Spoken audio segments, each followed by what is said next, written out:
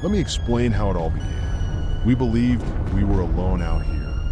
Only a tiny blue world circling an unremarkable star. We fought our wars, our politics, our diversions. We thought we were the culmination of our evolution. Then came they, the Crosian Empire, an aged, brutal alien empire that had conquered the galaxy's lower half, invaded Earth with a navy of 15,000 warships and close to 7 million soldiers. To them, we were another primitive race, a new attraction for their interstellar zoos, a small conquest, and at first they thought they won. "Congratulations," said their commander. "You just conquered the deadliest species in the galaxy." They didn't know it then, but they had marched right into a war they didn't know. Not one waged with high-tech gadgetry or plasma weapons, but with brutal, awful human determination. Their triumph was at a price.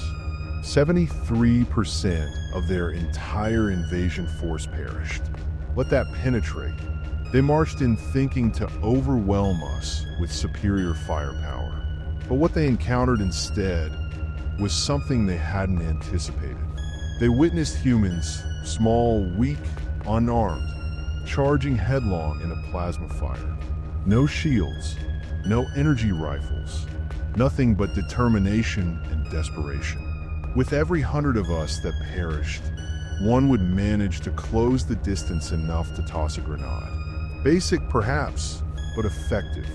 They watched in horror as our troops attached bombs to their own bodies and charged under their monolithic war machines.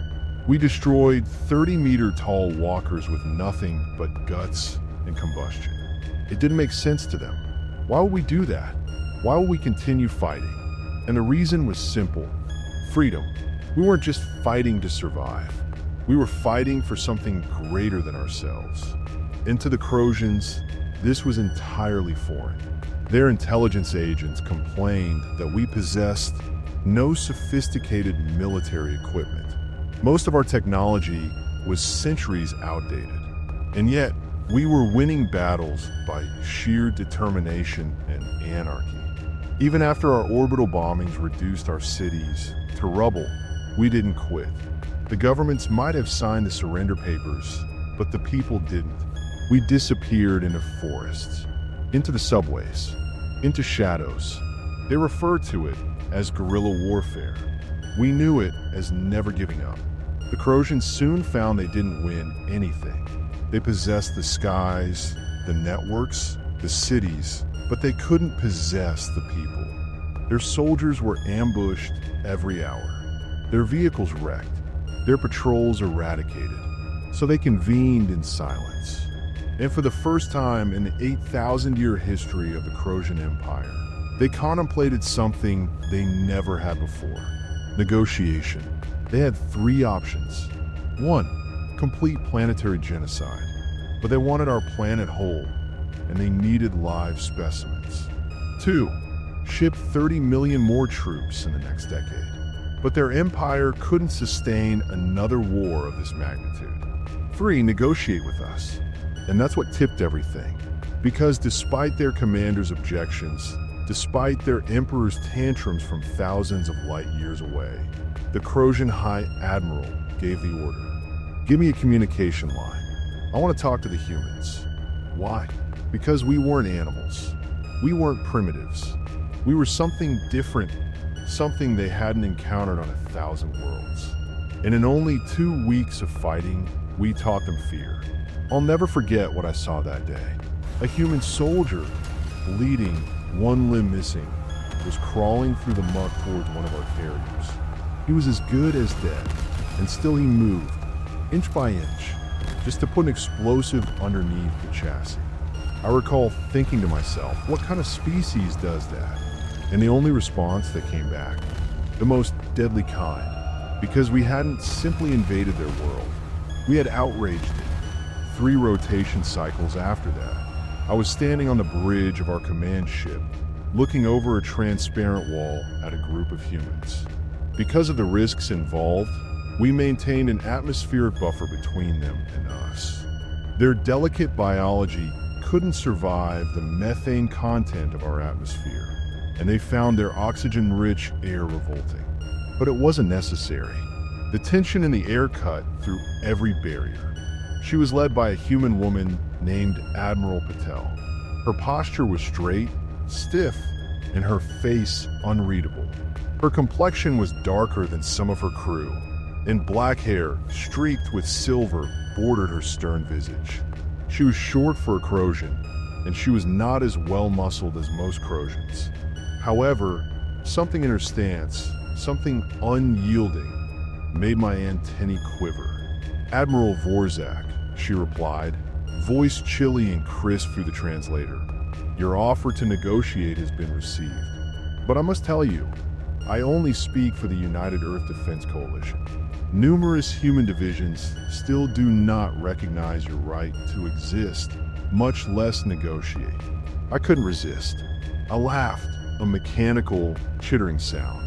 "Our right to exist? We command orbital supremacy over your planet. We've reduced your large cities to rubble." She didn't flinch. "And yet, you're here, asking for parley. That doesn't sound like a confident win." To my side, Commander Drex shook with fury. "Insolent mammal," he growled. "Your people lose 1,000 for every Crosian we lose." Admiral Patel's response was measured. "Glacial. There are 8 billion of us, Commander. How many Crosians can your empire afford to lose?" I held up a claw, silencing Drex before he exacerbated things. "Admiral, come to your senses. Your men have fought well, but further resistance will only result in more bloodshed. The Empire needs access to Earth's resources and a select number of living specimens for our biological archives.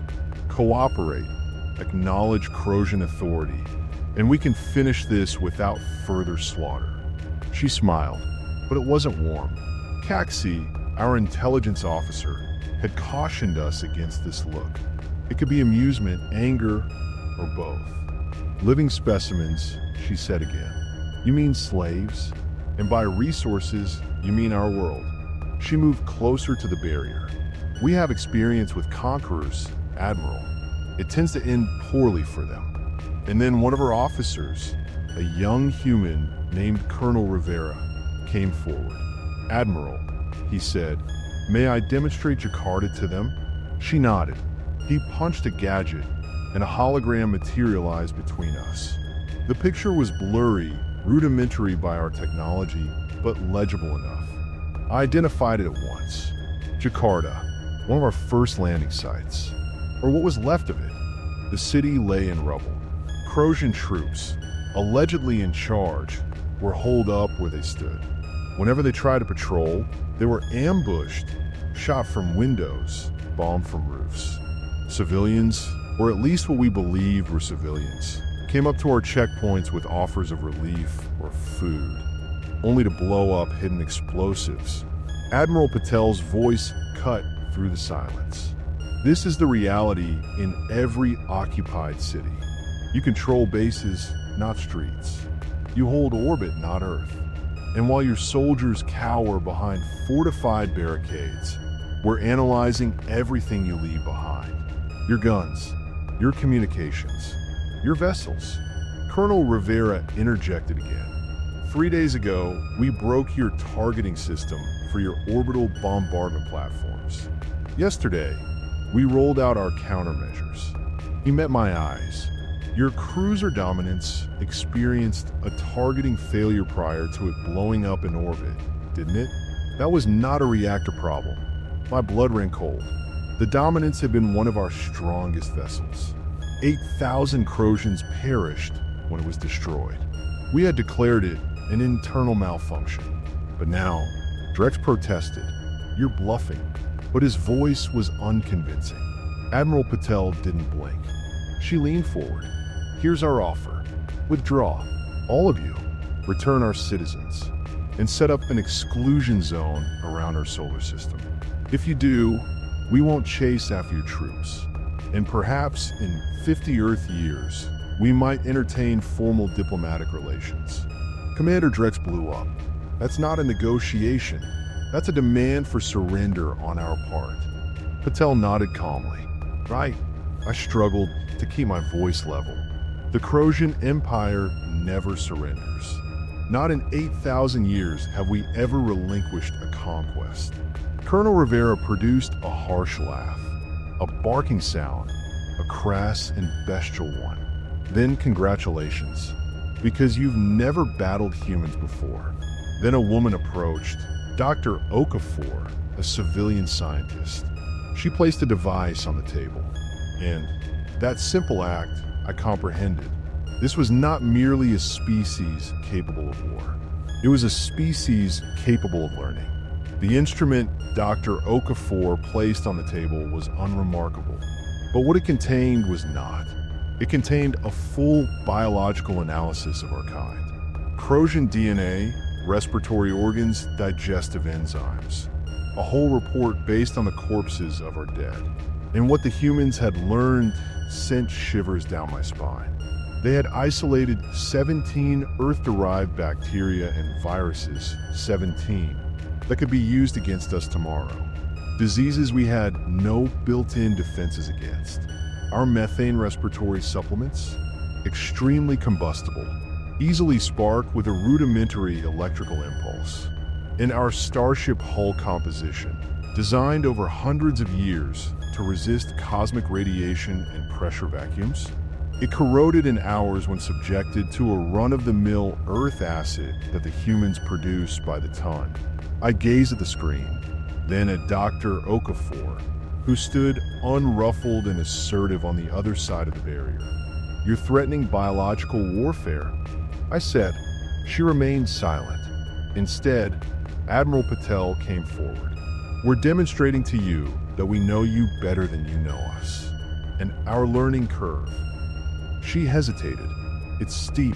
Each day you remain here is one more day we improve at killing you. The room was silent, because in that moment, everything was clear. The humans weren't merely brave. They weren't merely resilient. They were evolving. They were adapting. They were developing new weapons specifically designed to kill us. And they were doing it more quickly than any other species we had ever faced. I need to speak to Imperial Command, I said softly. You have 24 hours, Patel said. After that, we attack simultaneously across all your occupied territories. Her tone lowered. An admiral. This time, we won't be attempting to retake territory. We'll be attempting to kill as many Crosians as possible. The human diplomats turned and departed. Commander Drex stood at my side, his pale, stiff exoskeleton. He gazed at the shut door. They can't be as dangerous as they make them sound, he breathed. But Lieutenant Caxi, who had been uncharacteristically quiet throughout this whole conversation, spoke at last. Sir, he spoke quietly, human history dictates otherwise. He brought up ancient Earth records, flickering video, grainy photos, rough timelines. With their second global conflict, humans transitioned from rudimentary aircraft to nuclear bombs within 6 Earth years. Their technological development under stress is unmatched among recognized species. I pointed at the device that Okafor had left behind. Examine it. Confirm each assertion regarding our weaknesses. As Caxi moved to leave, I stayed behind at the viewport, staring down at the blue and green world below. So tiny, so seemingly vulnerable, and yet it had been made the most deadly location in the galaxy. Sir, Caxi's voice came back, grim and low. You have one more thing about human psychology that you must see. They have a principle known as proportional response. In war, they tend to reciprocate the amount of aggression with which they are being attacked.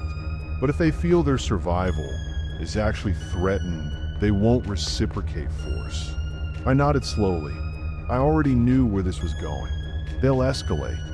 Later in that thread, I was called to a private comlink with Supreme Commander Ziltharak. His huge form dominated my room, all cold eyes and snapping mandibles. Your suggestion is refused, Admiral, he told me before I could get a word out. The Empire does not recede. With all due respect, Supreme Commander, you're not seeing the whole picture, I said. These humans seem primitive, but they are not. They are already learning from our strategy, our physiology. They are fortunate, Ziltharak growled. Nothing more. We've seen resistance before. Not like this. He wasn't hearing me.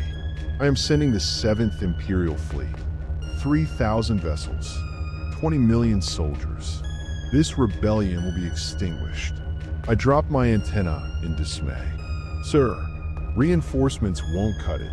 Every new strategy we implement, they counter. Every bit of technology we employ, they figure out. They aren't engaging conventionally. They're engaging asymmetrically, with finesse, with intent. Ziltharak's tone became laced with a cutting edge. You sound like you respect them. I have respect for their skills, I answered, as any good commander would. In fact, they've already reverse-engineered one of our orbital platforms, and they're developing customized biological weapons. That finally caught his attention. He hesitated, but only briefly. Your advice is still refused. A pause. However, you're clear to carry on in negotiations. Use them as a stalling tactic. Stall them. Keep them talking.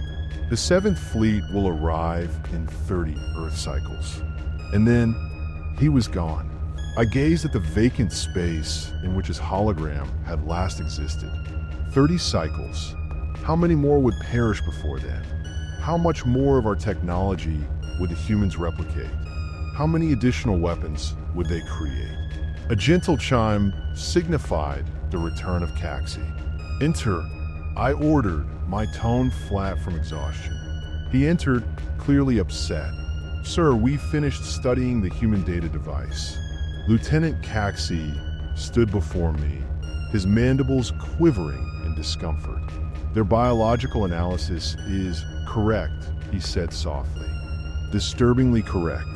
They had pinpointed weaknesses in our respiratory systems, circulatory routes, even precise vulnerabilities in our neural reactions. Information that even our own medics had ranked as top secret. Ow! I snarled, my voice harder than I meant it to be. How could they learn so much so fast? They're natural pattern recognizers, sir. And Caxi faltered. They've been analyzing our dead. But that wasn't the worst of it. Caxi's tone dropped. We've intercepted communications. They're not only learning about our biology, they're already creating chemical compounds, engineered specifically to attack our systems. And he broke off. They're about to deploy them, via air assault, against our ground troops. I was ill. Time estimate, days, not cycles. And just when I thought that I couldn't be shocked any further. Caxi went on. Sir, there is more. He turned the screen to me. Our deep sensors have picked up construction activity in their asteroid belt. Multiple locations. They're mounting primitive propulsion drives onto big asteroids. My blood went cold. They're arming asteroids. Yes, sir. Stockpiling for kinetic bombardment. The impact velocity alone would overload even our shields. I hardly had time to absorb this before Commander Drex stormed in my room. Protocol completely forgotten. His face was white, his body shaking. Sir, he wheezed, they've unleashed a planet-wide attack. The lights in the room faltered as the primary view screen came alive with chaos. Battlefronts everywhere. Outposts everywhere. Under attack. Human troops, equipped with adapted Crosian plasma rifles, overspilling our ground troops. Their tanks, previously laughably primitive, now bristled with our own mounted energy guns. Worse, they were in armor. Our armor. Shoddy copies of Crosian exoskeleton plate, hammered from battlefield wreckage, making human troops nearly equals in power and endurance. Casualties, I repeated, already knowing that I did not want the answer. Drex hesitated. 30% in the first hour. Command centers are being attacked with precision. Communications are failing across zones. And, sir, he stared at me, aghast. They've broken our encryption codes. They're relaying fake retreat orders over our secure channels. I couldn't find words. It was no longer resistance. It was an organized dismantling, a complete collapse. Then Caxi looked at me. Admiral Patel is asking to come through. She says it's urgent. Put her through. Her face materialized on screen, this time not in uniform, but in combat gear. Behind her, I heard shouts of orders, shots being fired. Admiral Vorzak, she said, her voice calm. I suppose you're seeing this all happen. Your actions contravene the negotiation period. I started. She interrupted. You requested 24 hours. We provided 32. She wasn't mistaken. What do you want? To prevent further bloodshed, she said. We'll keep pushing on until your troops are removed from Earth. But we're willing to provide safe passage for retreat. Evacuation corridors. If you accede to the terms originally proposed. And if I say no, her eyes glinted, then we'll just keep changing. Quicker than you can reinforce. Quicker than you can comprehend. She stopped, then threw the next punch without hesitation. We've already synthesized bioweapons. They'll be deployed in 12 hours. 17 redirected asteroids will begin impacting your fleet formations within 72 hours. And we've decrypted enough of your neural command network to start transmitting cognitive disruption pulses. Your troops' minds will turn against them. I wanted to call a bluff. I needed it to be a bluff. But the battle screens didn't lie. Each report, each sensor reading, each frantic shout for aid from the surface attested to it. This wasn't bluffing. It was already here. You're bluffing. Even I couldn't bring myself to sound convinced. Admiral Patel's expression was granite. We have a phrase, Admiral, necessity is the mother of invention. You've created the most necessity we've ever seen. Survival. And in response, we're innovating at a rate we never have before in our history. She leaned forward over the screen. We don't want to exterminate your species. We don't want war with the stars. We just want you off our world. She stared at me for a moment longer. The choice is yours, whether that happens with or without further Crosian casualties. And then, the screen went black. As the transmission cut off, the silence on the command deck was deafening. I turned to my officers. Options. Commander Drex, always the hardliner, stiffened his shoulders and said what I knew he would. We fight to the last Crosian. As honor dictates. Lieutenant Caxi, pragmatist that he was, shook his head. Sir, at our rate of losses, we'll have no ground troops left in 2 Earth days. He hesitated, then continued gloomily. Our positions in orbit are more and more exposed to their asteroid strikes, and whatever else they're constructing. A strategic retreat beyond their moon, while we wait for reinforcements, would be the only rational course. I stood in silence, considering both opinions. The Empire had never retreated in 8,000 years, but neither had the Empire ever faced a species such as humans. They did not merely fight, they evolved. Their bravery was senseless, their numbers vast, their brains frighteningly adaptable. Commander Drex, I finally said, implement evacuation procedures for all ground forces. His mouth fell open. Sir, the Supreme Commander commanded. I know what he commanded. I interrupted, and I know what I'm witnessing. Get the evacuation ready, Commander. That's an order. With no further word, my officers set to work. As they left, I faced the view screen. Earth below, still churning with fire, smoke, and destruction. Humans were pouring across our lines, firing our guns, wearing our armor.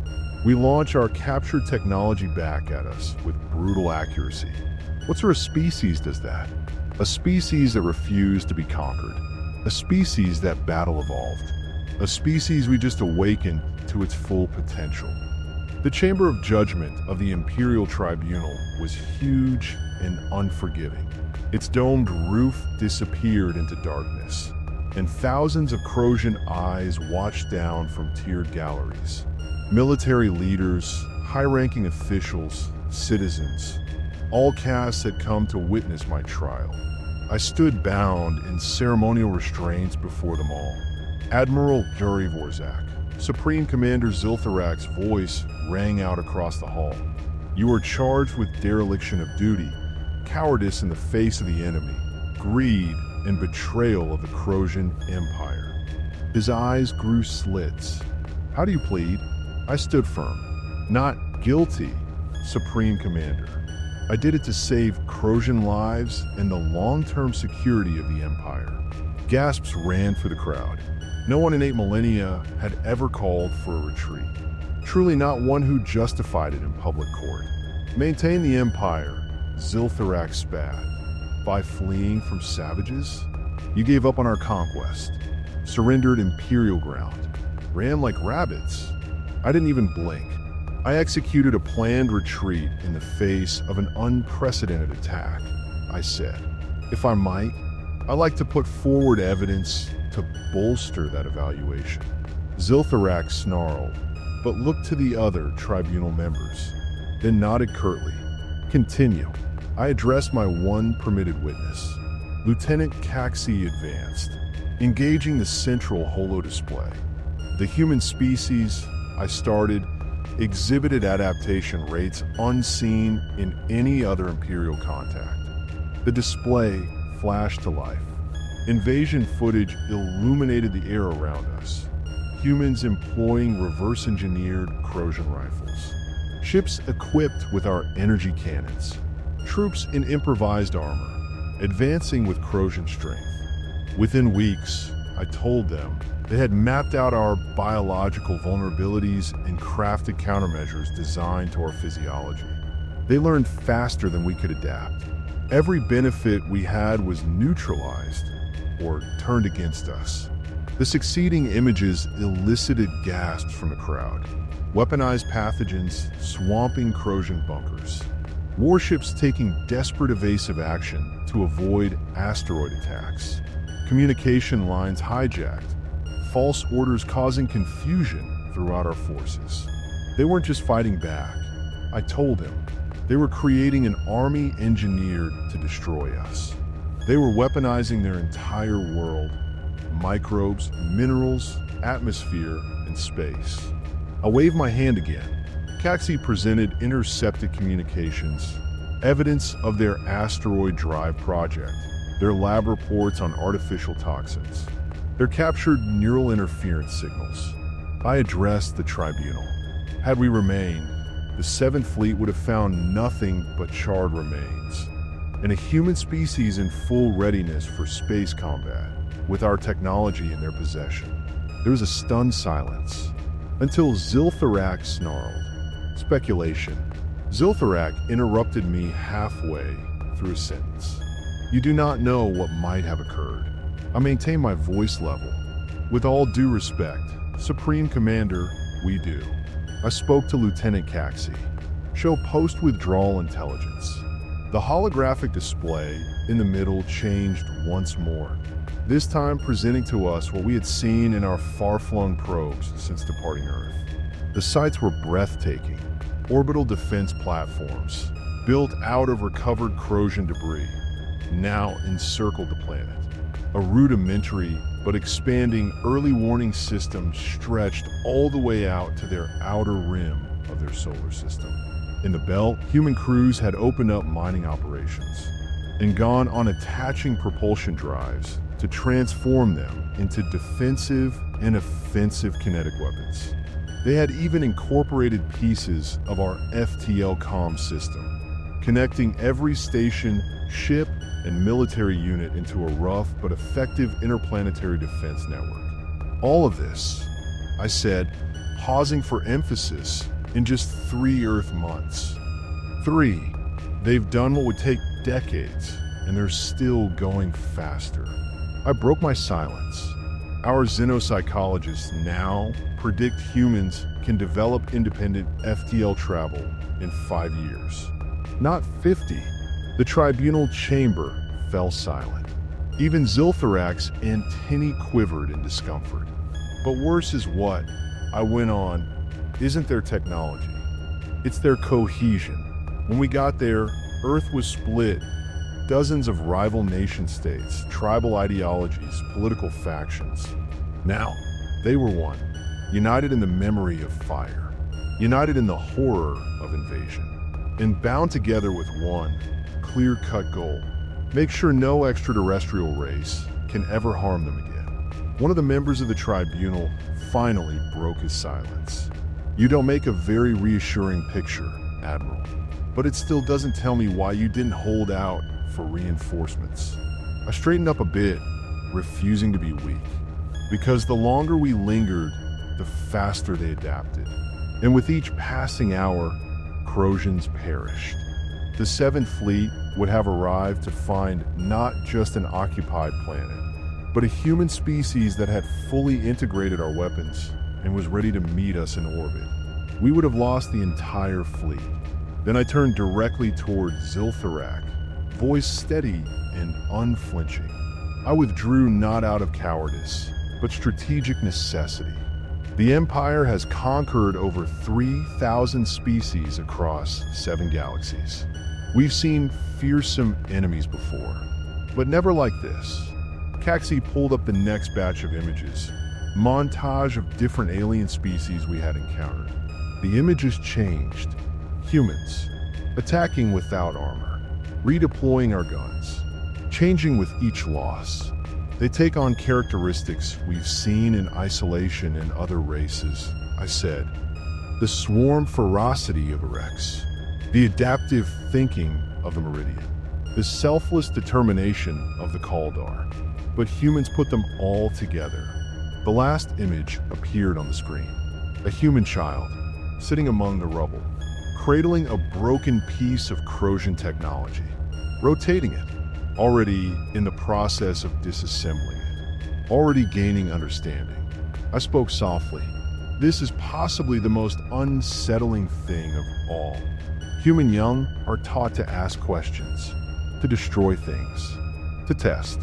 Their curiosity isn't stifled, it's encouraged. Knowledge isn't kept secret, it's shared, distilled, refined. Their adaptability isn't only instinctual, it's learned. The room was quiet. Ziltharak looked at the image longer than I had anticipated. Then his voice, colder than ever. And what do you propose, Admiral? Should we just give this resource-rich world away to these humans? Yes, I said matter-of-factly. Gasps echoed through the chamber. More precisely, I explained, I propose that we open official diplomatic relations with Earth, negotiate limited trade accords, and, most crucially, voluntarily share certain technologies. Ziltharak's mandibles snapped in shock. Share our technology? With primitives? With a species that will have it one way or another, I corrected. If we direct their development, we can gain influence, respect, leverage. If we decline, they'll take it anyway. And they could use it against us in ways we cannot anticipate. I waved my arms. The Empire never retreated because it never had to.